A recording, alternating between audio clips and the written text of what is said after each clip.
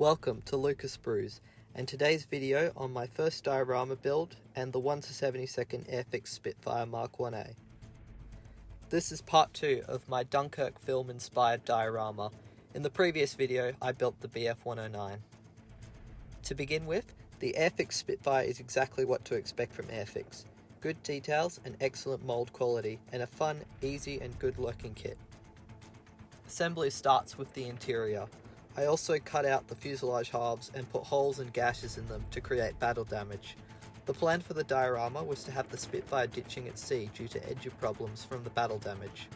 After creating the holes, I scratch built some interior damage from cardboard and alfoil, including the aircraft's frame, radio equipment and pneumatic tanks. The interior was painted Tamiya interior green, black and brown, and then given a pin wash of black and chipped with flat aluminium for weathering. The two fuselage halves came together well, despite a bit of warping from the damage I added. I cut out the control surfaces and gave them some battle damage, and put the two wing halves together. After adding on the control surfaces and details, I painted the aircraft flat earth, green, white, black and flat aluminium on the undersides. Finally, I neatened up the details and added decals and chipping with flat aluminium, and used heavily watered down black for oil leaks and exhaust stains. With the aircraft completed, it was time to attach it to the diorama base, which was a photo frame. I later discovered that the frame leaked and would get into a fair bit of trouble trying to make it waterproof.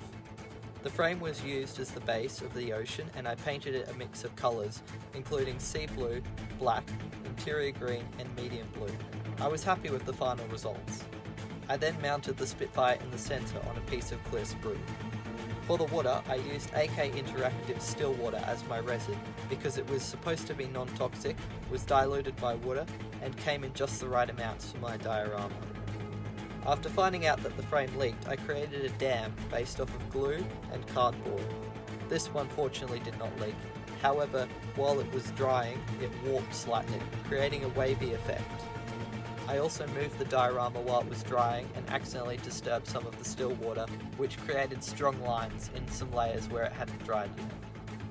For the water effects, I used AK Interactive water gel to make a wave in front of the aircraft and to build up several waves and attach pieces of clear plastic to create splashing effects and whitewash from the aircraft hitting the water at high speed.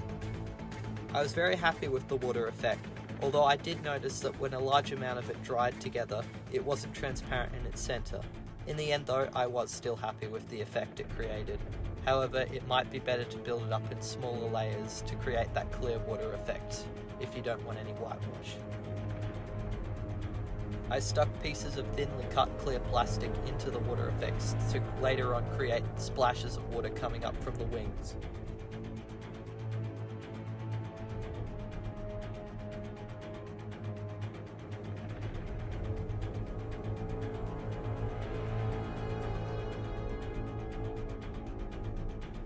Unfortunately, the Airfix Spitfire's canopy comes in one piece, and since I wanted mine open for the diorama crashing into water, I had to borrow a spare one from a friend. Tamiya flat white was dry brushed into the water effects to create white foam, and onto the wave and areas of the Spitfire to create the illusion of moving water causing whitewash. I also dry brushed white onto the clear pieces of plastic to create water droplets in the splash. Overall, I was very happy with my first attempt for water. I hadn't done anything like this before, so there was definitely some learning curves. I would appreciate any comments on how to do it better next time, but I'm still very happy. I also created a frame out of balsa wood to neaten it up. The Spitfire and 109 pilots were painted flat brown, red brown, flat flesh, sea blue, black and flat aluminium. I also had a spare arm for the 109 pilot so that he was posing in a salute as he flies over the ditching Spitfire. The final step before adding the 109 was to paint the balsa frame black and sea blue, and the stand for the 109 a light blue for the sky. Finally, I attached the 109, and with that my first diorama was completed. I had a lot of fun trying out something new, which I think is the best part about this hobby. I've also got a lot to learn about dioramas and would love anyone's feedback, but overall I liked it and found both Airfix kits to be great and had no issues with the AK water products. Thank you for watching my channel. Don't forget to like and subscribe.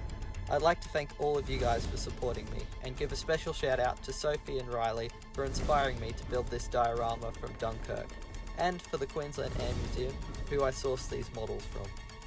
Thanks everyone, and stay tuned for the next build or stop motion videos on my channel.